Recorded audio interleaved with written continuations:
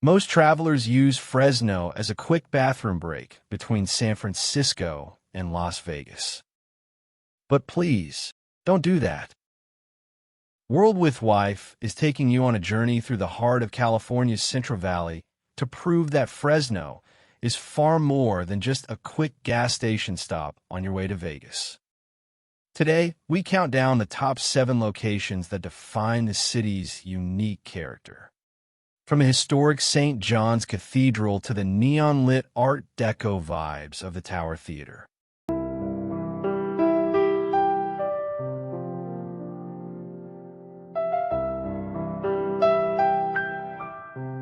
Our journey starts at a massive crossroads.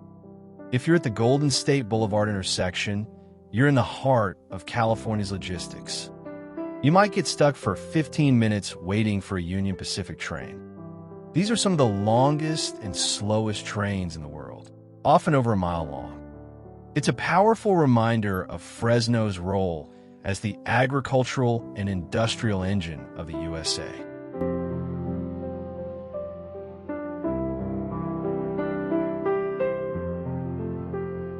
But what exactly is this place we've arrived at? To understand the Iron Giants, you have to understand the city they built. Founded in 1872 as a railway station for the Central Pacific Railroad, Fresno literally exists because of the tracks you see today. It is the heart of the San Joaquin Valley and serves as the county seat of Fresno County.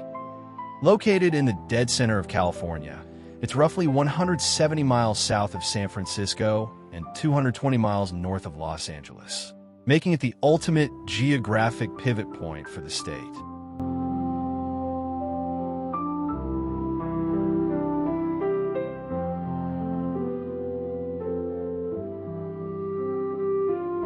Spanning over 115 square miles, Fresno has grown into the 5th largest city in California. With a diverse population of over 545,000 people, it's a sprawling urban oasis surrounded by millions of acres of the most productive farmland on Earth.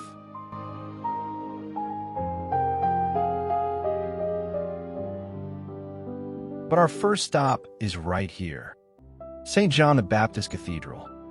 You'll notice immediately that this church is a stunning example of Gothic Romanesque style, constructed entirely of deep red bricks.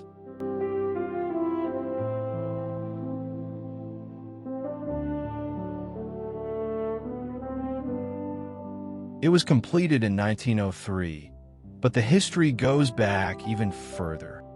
The parish was established in 1882 to serve the growing Catholic community in the valley. But why red brick? In the early 1900s, brick was a symbol of permanence and fire resistance. But here, it also served a practical purpose. Walking through the heavy doors, the transition is instant. It is incredibly peaceful and quiet inside, a total escape from the outside world. You need to look up. The ceiling features masterful wood vaulting and intricate beamwork that creates a sense of immense height and airiness.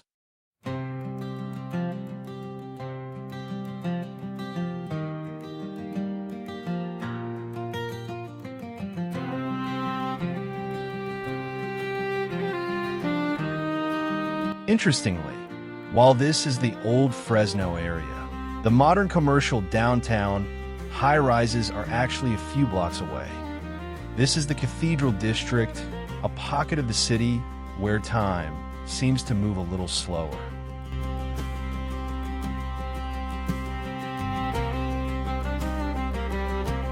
Leaving the hallowed, quiet aisles of St. John's Cathedral, we realized that Fresno's center is more spread out than we anticipated.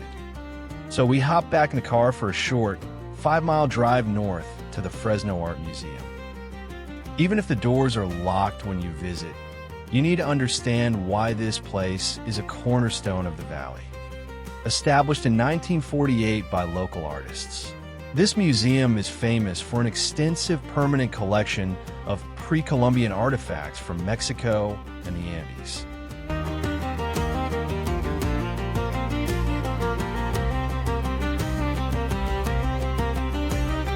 We drove about 10 minutes to the corner of Floridora and Wishon Avenue. And I can confirm that is exactly where you'll find one of the most striking buildings in the entire valley. The shrine of St. Therese Catholic Church. You cannot miss this place.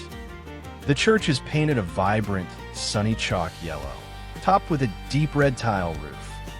This color palette screams Mediterranean influence, making it feel like a piece of the Italian coast was dropped right into a Fresno residential neighborhood.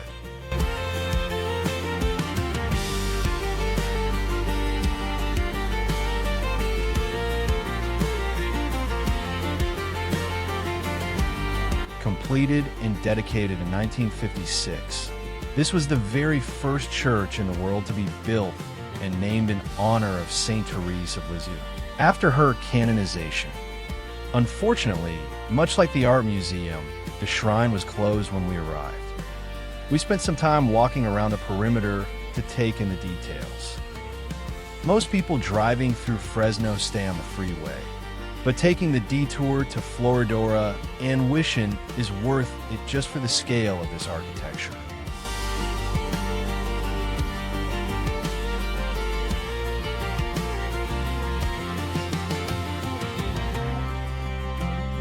The contrast of the yellow walls against the bright California sky is a 4K dream for any filmmaker. It's a peaceful corner of the city, but apart from the church itself. The immediate surroundings were quiet, almost too quiet.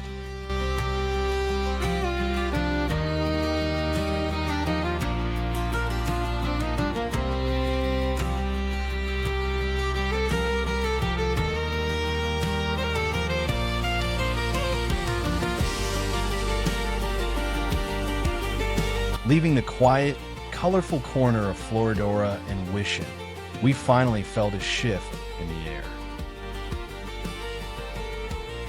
Rising above the trees like a beacon of light, we saw it. The Tower Theater.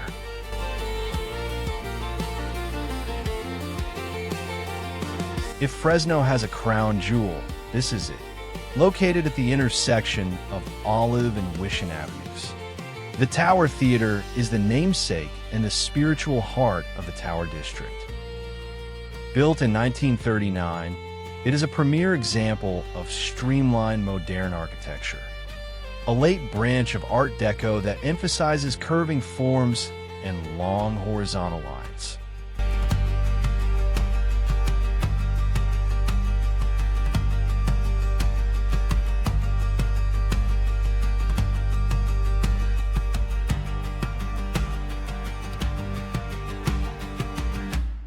As the afternoon sun began to dip lower, casting long, golden shadows across the pavement, we finally made our way into the true Fresno city center.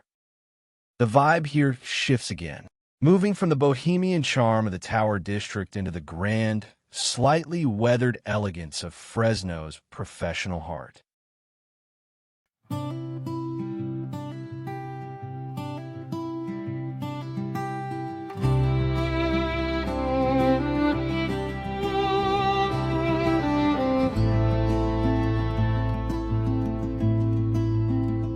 We stopped our car near the corner of Fulton and Tuolumne Streets, right in front of the massive Warnors Theater.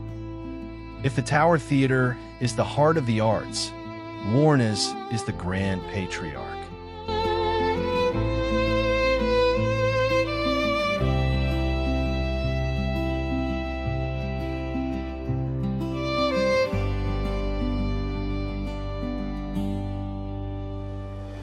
Opened in 1928 as a Pantages theater, it was later purchased by the Warner Brothers. This is a breathtaking blend of Spanish Revival and Moorish styles. It originally sat 2,100 people and was designed to be a palace for the people.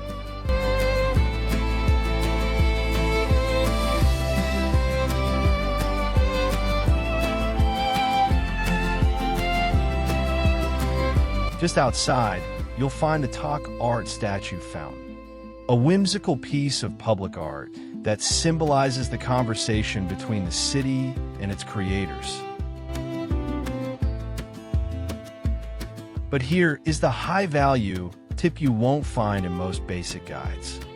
Just a short walk from the theater is a parking lot that looks ordinary at first glance, until you turn around. On the side of the building, there is a massive, stunning mural of a vintage Fresno postage stamp. This specific mural and the surrounding parking lot were featured prominently in the 1979 film California Dreaming.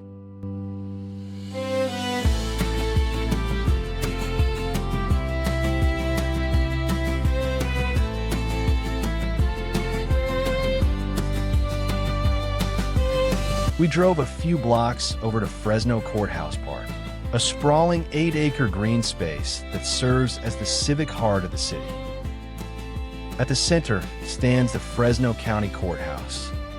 It is a massive, brutalist-style concrete structure built in 1966, and it serves the Superior Court of California, handling everything from civil disputes to criminal trials.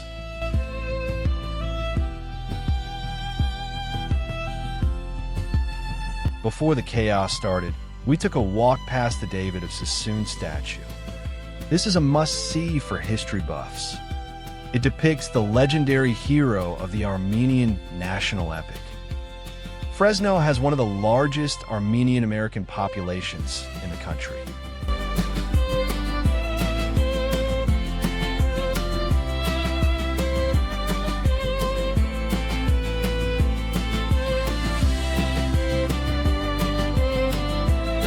But then, the atmosphere shifted.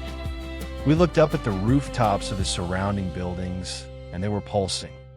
Thousands, possibly tens of thousands of starlings swarmed the sky. This is a real Fresno phenomenon. During the winter and spring months, these birds migrate to the city center because the urban heat island effect keeps them a few degrees warmer than the surrounding orchards. It was breathtaking at first, a literal murmuration of birds swirling in 4K against the purple twilight. But then, it started to feel like rain. We looked down on our jackets and realized it wasn't rain. The birds were pooping over the entire park. We actually had to run back to the car. When we got there, the windshield was completely covered in bird droppings.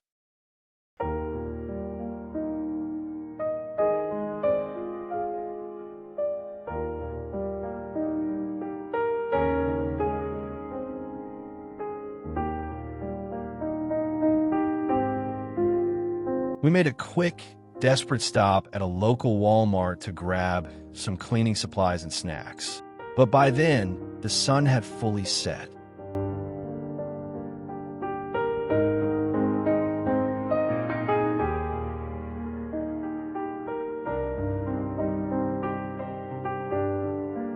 The next morning, we left the Bird City behind and drove 2 hours south to Bakersfield.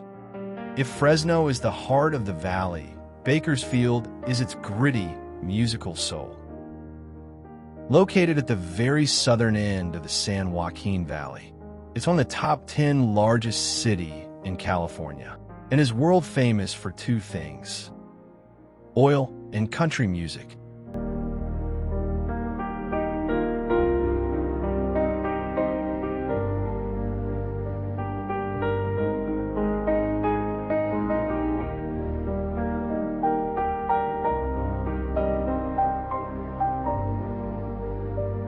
You cannot visit this region without stopping here. Owens Crystal Palace is a massive 1996 construction that serves as a restaurant, museum, and concert hall. It's a $6 million temple to American music history. In the 1950s and 60s, this city became the birthplace of the Bakersfield Sound. Bakersfield represents the other California, the one away from the beaches and the tech hubs. It's a place of deep history and neon-lit nights. It's also the perfect spot to give you the key takeaway of this video.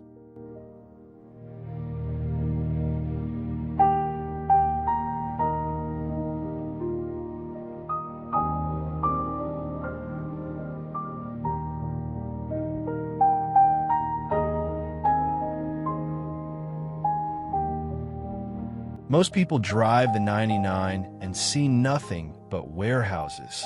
But if you take the turn at Golden State, visit the red brick Majesty of St. John's, snap a photo at the postage stamp mural, and brave the Tower District, you'll find a city with more character than almost anywhere else in the state. Just a word of advice. If you see the birds starting to swarm over the courthouse, keep your windows rolled up and your car moving. Stay adventurous, and we'll see you in the next video.